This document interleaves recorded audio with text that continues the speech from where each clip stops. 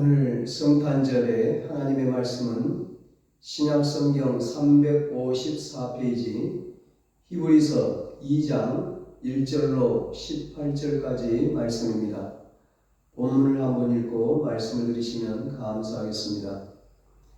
이 시간 주님의 탄생을 축하하며 감사 예배를 드리는 여러분 모두에게 하나님께서 성탄의 은총을 내려주시기를 주님의 이름으로 축복합니다. 오늘 성탄절에 예수님이 가장 귀한 선물입니다. 이런 제목으로 함께 은혜를 나누겠습니다. 한 아버지가 예전에 IMF 시절 때 사는 것이 너무 힘들어서 보육원에 10살짜리 아이를 맡겼습니다. 10년의 세월이 흐른 뒤에 청년이 된 아들에게 아버지를 만나고 싶으냐고 기자가 물었습니다. 이 질문에 돈 없는 아버지라면 만나기 싫다고 대답을 했습니다. 이 청년에게는 아버지보다 돈이 더 필요했고 더 소중했던 모양입니다. 참 슬픈 이야기죠. 정상적인 삶을 살아온 사람이라면 돈보다 아버지가 귀하다고 할 것입니다.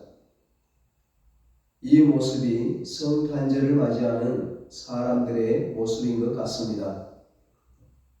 어린아이들에게 성탄절 크리스마스가 무슨 날이지 물으면 정답을 말하는 아이들도 있지만 그러나 많은 아이들이 이렇게 대답을 해요. 산타클로스 할아버지가 선물 주는 날이에요. 성탄절에 대해 잘못 알아도 너무나 잘못 알고 있는 거죠. 안타깝게도 세상 사람들은 성탄절에 하나님이 주시는 진짜 선물에는 관심이 없습니다. 자기들끼리 시시덕거리며 노는데 정신이 팔려 있습니다. 자기들끼리 선물을 주고받는데 그칩니다. 진짜 선물을 받지 못하는 거예요. 얼마나 안타깝습니까? 우리에게 진정으로 의미 있는 성탄절이 되려면 하나님이 주시는 선물을 잘 받아야 합니다. 이런 이야기가 있어요. 여러 사람들이 돈을 벌러 갔다가 사고를 당해서 모두 죽고 한 사람만 살아 돌아왔습니다. 보험금은 사망자만 탈 수 있었습니다. 아버지를 잃은 다른 자녀들은 평생을 먹고 살아도 남을 만큼 보상금을 탔습니다. 아버지가 죽은 덕분에 돈을 많이 얻었습니다. 그런데 살아서 돌아온 사람은 아무 보상금도 받지 못했습니다. 여러분, 아버지가 죽고 보상금을 많이 탄 사람이 큰 선물을 받은 것입니까? 아니면 살아 돌아온 아버지를 얻은 사람이 큰 선물을 받은 것입니까? 제대로 된 사람은 돈을 못 받아도 아버지가 살아 돌아온 것이 더 큰 선물일 것입니다. 아이들이 성탄절이 되면 누가 더 좋은 선물을 받았는지 서로 비교하며 자랑합니다. 어른들도 자신이 하나님께 무엇을 받았는지 자랑합니다. 부자가 된 것을 자랑하고 성공한 것을 자랑합니다. 예수 믿는 사람에게 무엇이 가장 좋은 선물입니까? 무엇이 가장 큰 자랑거리입니까? 바로 예수님입니다. 예수님 자체가 가장 귀한 선물이요 가장 큰 자랑거리입니다. 예수님은 하나님께서 인류에게 주신 가장 큰 선물입니다. 왜 예수님이 가장 큰 선물일까요? 요한복음 3장 16절 말씀이 이 사실을 잘 설명해 주고 있습니다. 하나님이 세상을 이처럼 사랑하사 독생자를 주셨으니 이는 그를 믿는 자마다 멸망하지 않고 영생을 얻게 하려 하심이라. 아멘. 하나님은 우리 모든 사람들을 구원하시려고 하나밖에 없는 독생자 외아들을 아끼지 않고 내어주셨습니다. 그분이 바로 예수님이십니다. 우리의 구원을 위해 참으로 오랜 시간 소중히 준비해 두신 분이 예수님이십니다. 멸망받을 인간에게 필요한 것은 돈도, 집도, 좋은 옷도, 명예도, 권세도 아닙니다. 우리에겐 구세주가 필요합니다. 영원한 죽음에서 구원해 줄 구세주, 영원한 지옥의 불구덩이에서 구해 줄 구세주, 그 구세주가 필요한 거예요. 그런데 이 세상에는 구세주가 없습니다. 아무리 찾아봐도 죄와 사망에서 구원할 구세주가 없는 것입니다. 모두가 다 죄인이기 때문에. 그래서 하나님이신 예수님이, 죄가 없으신 예수님이 인간의 몸을 입고 오신 것입니다. 그러므로 예수님만이 유일한 구원자가 되십니다. 예수님은 하나님께서 우리에게 주신 최대의 선물입니다. 이 지구가 생긴 이래 가장 축복받은 날은 하나님의 외아들 예수님께서 이 땅에 태어나신 날입니다. 성탄절은 하나님께서 외아들 예수 그리스도를 우리에게 선물로 보내주신 너무나 복되고 즐거운 날입니다. 예수님은 우리를 위한 선물이 되시기 위하여 친히 육신의 몸을 입고 이 땅에 오셨습니다. 우리 기독교가 다른 종교와 다른 점은 창시자를 신이라고 부른 데 있습니다. 유교에서 공자를 신이라고 하지 않습니다. 신격화시켜서 신으로 섬기는 사람들도 있기는 하지만 정통 유교에서 공자는 신이 아닙니다. 공자는 자신을 신이라고 한 번도 말하지 않았습니다. 불교의 창시자인 석가모니도 신이 아닙니다. 불교에서 개종한 분이 불경에 어디를 보아도 부처가 신이란 말이 없다고 합니다. 이슬람교의 마호메트도 자신을 신이라고 하지 않았습니다. 사람들이 신으로 만들어서 거짓 신으로 섬기고 있을 뿐입니다. 기독교의 창시자이신 예수님만이 신이십니다.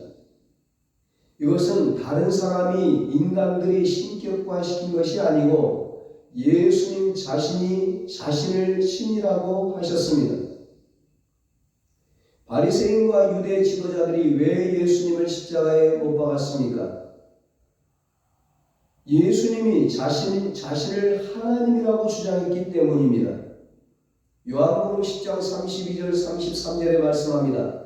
예수께서 대답하시되 내가 아버지로 말미암아 여러 가지 선한 일을 너희에게 보였거늘 그 중에 어떤 일로 나를 돌로 치려 하느냐? 유대인들이 대답하되 선한 일로 말미암아 우리가 너를 돌로 치려는 것이 아니라 신성 모독으로 인함이니 너가 사람이 되어 자칭 하나님이라 하리로라. 예수님은 사람의 몸을 입고 오신 하나님이십니다. 이것은 세상에서 일어난 일 중에 가장 신비한 일입니다. 무슨 이유로 신이신 예수님이 인간이 되셔야 했을까요? 그 이유를 오늘 말씀에서 설명하고 있습니다. 예수님은 사람의 몸으로 세상에 오신 하나님이십니다. 예수님은 완전한 인간으로 오셨습니다. 그래서 예수님은 배고픔을 느끼셨습니다. 목이 마른 것도 느꼈습니다. 피곤하셔서 잠이 들기도 하셨습니다. 쉬기도 하셨습니다.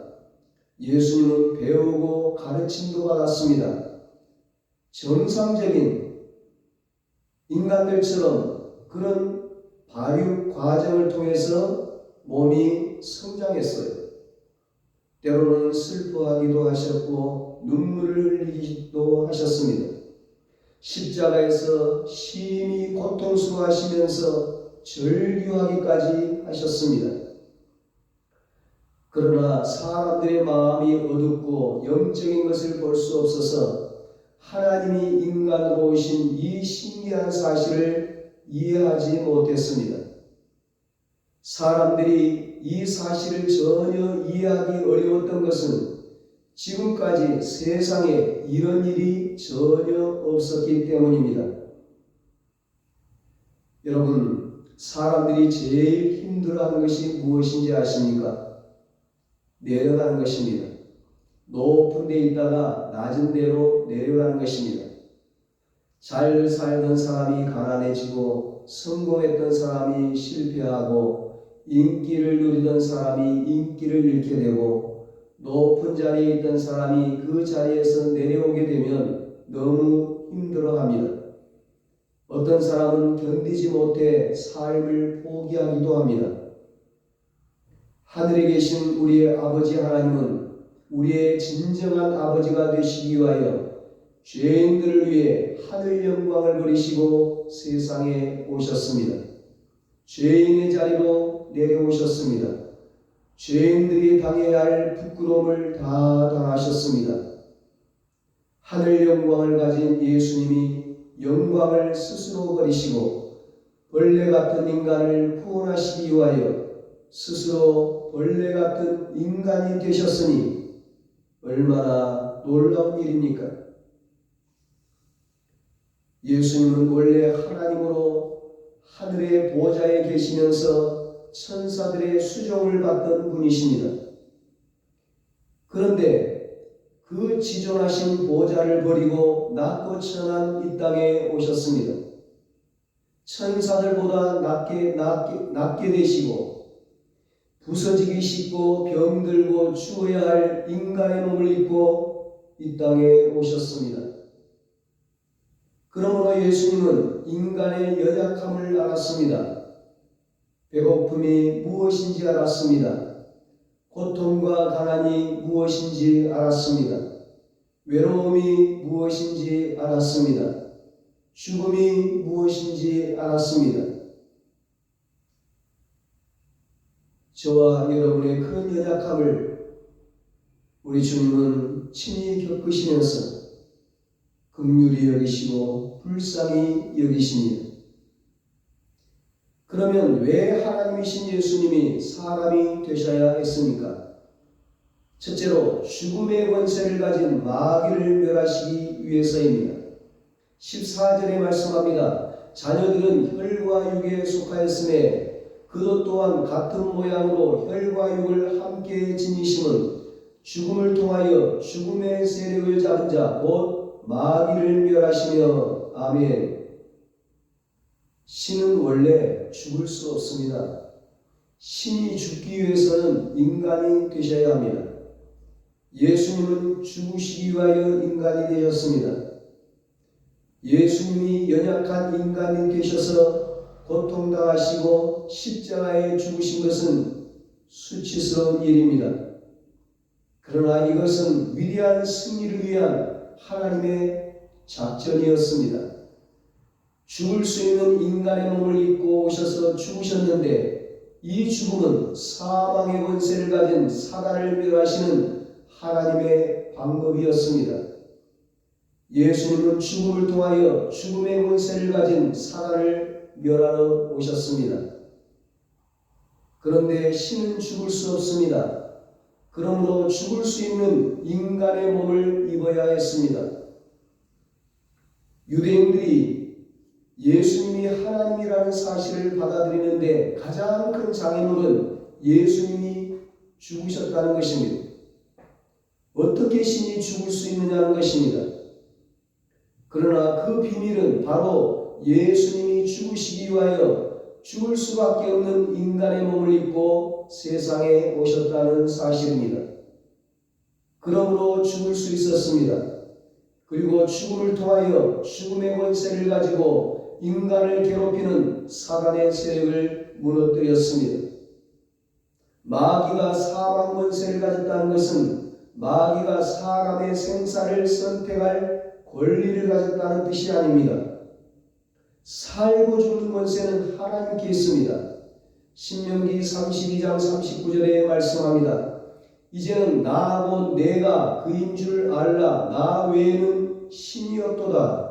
나는 죽이기도 하며 살리기도 하며 상하게도 하며 낫게도 하리니 내 손에서 능히 빼앗을 자가 없도다. 아멘.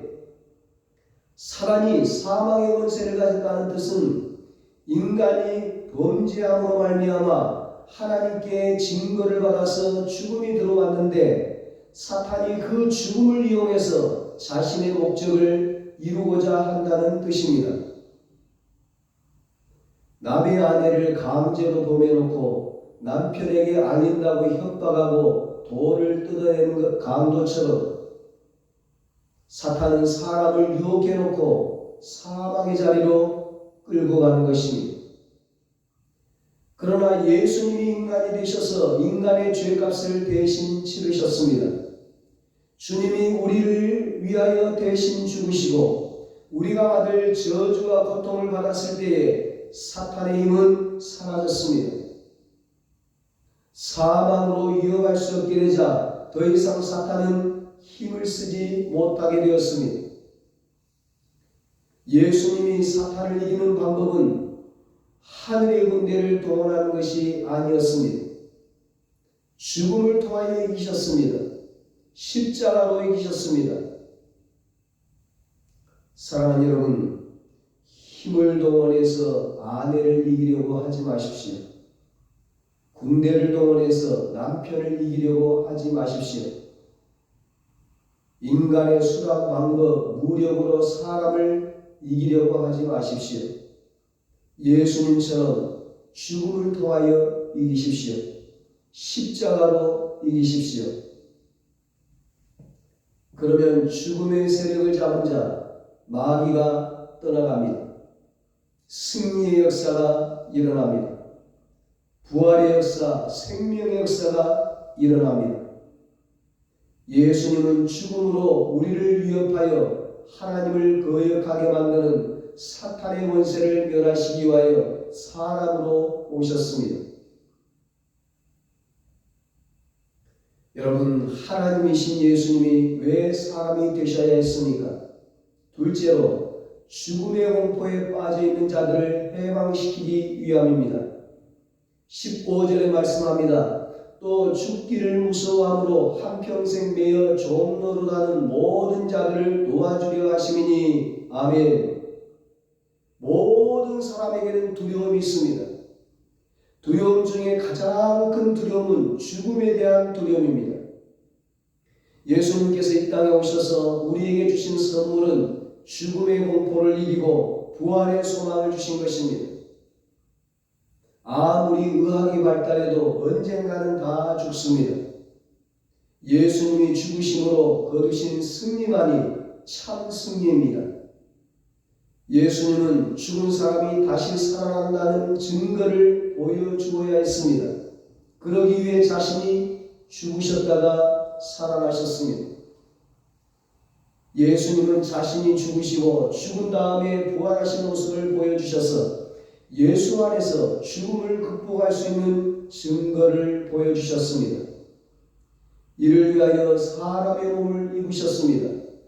죽지 않으면 부활할 수 없기 때문에 사람의 몸을 입고 오늘 이 땅에 오신 것입니다. 여러분, 왜 하나님이신 예수님이 사람이 되셔야 했습니까? 셋째로 하나님의 자녀들을 붙들어 주시기 위함입니다. 16절에 말씀합니다. 이는 확실히 천사들을 붙들어 주려 하심이 아니요 오직 아브라함의 자손을 붙들어 주려 하심이라. 아멘. 하나님이 죄 지은 천사들을 버려두셨습니다. 그러나 죄 지은 인간은 구원하셨습니다. 예수님께서 물에 빠진 베드로를 건지신 것처럼 죄에 빠진 하나님의 자녀들 건져주시기 위하여 사람의 몸을 입으셨습니다. 죄로 인해 영원한 사망에 빠진 우리를 붙들어 주시기 위하여 사람의 몸을 입고 이 땅에 오셨습니다. 그러면 예수님이 어떻게 우리를 붙들어 주십니까? 대제사장이 되셔서 붙들어 주십니다. 17절에 말씀합니다. 그러므로 그가 범사의 형제들과 같이 되심이 마땅하도다. 이는 하나님의 일에 자비하고 신실한 대제사장이 되어 백성의 죄를 속량하려 하심이라. 아멘. 구약의 대제사장은 백성들이 죄를 지으면 그 죄를 가지고 하나님 앞에 나아가서 대신 용서를 구했습니다. 바로 그 대제사장의 사명을 감당하시려고 예수님이 오신 것입니다. 그런데 예수님과 구약의 대제사장은 다른 점이 세 가지가 있습니다. 첫째는 구약의 대제사장들은 죄값으로 짐승을 잡아서 드렸습니다. 죄값은 사망이기 때문에 죄를 지은 사람 대신에 짐승이 죽은 것입니다. 그러나 예수님은 자기 몸을 제물로 드리셨습니다. 제물은 죽여서 드려야 합니다. 예수님도 제물이 되셔서 죽으셨습니다. 죽기 위해서 인간이 되셨습니다. 둘째로 구약의 대제사장들은 자기들도 죄인이기 때문에 자신을 위해서 먼저 제사를 드리고 그리고 백성들을 위하여 제사를 드렸습니다. 그러나 예수님은 죄가 없으시기 때문에 자신을 위해서 제사를 드릴 필요가 없었습니다. 오직 우리를 위해 드린 것입니다. 오직 나를 위해 제물이 되어 주셨고 오직 나를 위해 십자가에서 죽으신 것입니다. 세 번째로 구약의 대제사장은 죄를 지을 때마다 반복해서 제사를 드려야 했습니다. 그러나 예수님은 단번에 모든 사람들의 모든 죄를 해결하셨습니다. 이 대제사장의 사명을 감당하시려고 예수님이 오신 것입니다.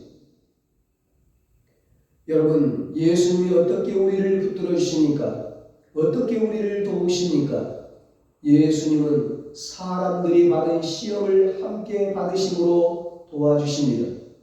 18절에 말씀합니다. 그가 시험을 받아 고난을 당하셨은즉 시험 받는 자들을 능히 도우실 수 있느니라. 아멘. 물에 빠진 사람을 구하기 위해서는 물에 뛰어들어야 합니다. 예수님은 시험 받는 인간을 구원하기 위하여 시험을 받을 수 있는 사람이 되셨습니다. 왜냐하면 신은 시험을 받을 수 없기 때문입니다.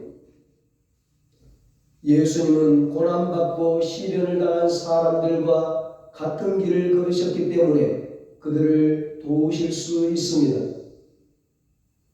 예수님은 천사들과 다릅니다. 천사들은 고통을 체험할 수 없습니다. 그러나 예수님은 세상 사람들이 겪는 모든 시련과 아픔을 다 겪으셨기 때문에 사람들을 불쌍히 여기시고 도와주십니다. 그 주님이 오늘 저와 여러분들을 도와주십니다. 주님의 도우심으로 승리하는 여러분 되시기를 축복합니다. 사랑하는 여러분, 하나님이신 예수님이 사람의 몸을 입고 이 땅에 오신 것은 저와 여러분에게 가장 큰 선물입니다. 예수님이 사람의 몸으로 세상에 오셔서 죽음으로 사람을 위협하여 자기에게 순종하게 하는 사단의 권세를 무력화시켰습니다. 우리를 죽음의 공포에서 해방시키셨습니다. 우리가 육체를 가지고 있기 때문에 당하는 모든 시험과 역경을 이길 수 있도록 도와주십니다. 그렇습니다. 성탄절의 가장 귀한 선물은 예수님 자신입니다. 가장 귀한 재산도 예수님이십니다. 선물을 받으면 누구든지 자랑하고 싶어 합니다. 여러분, 돈 많은 것, 출세한 것, 성공한 것, 세상 자랑보다 예수님을 자랑하시기 바랍니다. 예수 믿게 된 것을 자랑하시기 바랍니다. 예수 믿고 구원받은 것을 자랑하시기 바랍니다. 예수 믿고 하나님의 자녀가 되고 천국 백성이 된 것을 자랑하시기 바랍니다. 오늘 이 아름답고 복된 성탄절 이날에 여러분은 세상에서 가장 귀하고 복된 선물 예수 그리스도를 받으셨습니다. 이 귀한 선물로 인해 기뻐하고 찬양하고 자랑하는 복된 성탄절이 되시기를 예수님의 이름으로 축원합니다. 기도하겠습니다. 하나님 아버지, 우리에게 가장 귀한 선물인 예수님을 보내주시니 감사합니다. 예수님으로 인해 우리의 모든 죄를 사하여 주시고 우리를 구원해 주시니 감사합니다. 죄의 종이요 마귀의 종이었던 우리를 하나님의 자녀로 천국 백성으로 삼아주시니 감사합니다. 마귀의 손에서 우리를 건져주시고 죽음에서 지옥의 불구덩이에서 우리를 건져주시니 감사합니다.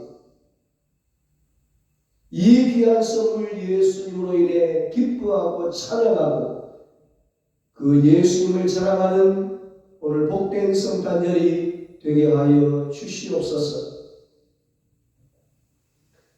이제는 우리 주 예수 그리스도의 무한하신 은혜와 하나님 아버지의 사랑하심과 성령님의 위로하시고 교통하심, 가장 귀한 선물 예수님으로 인해 기뻐하고 찬양하고 그 예수님을 자랑하는 삶을 살기도 하지만 사랑하는 모든 성도들과 저들의 가정과 자녀들과 사업과 직장 위에 이제로부터 영원토록 함께 있을지어다. 아멘.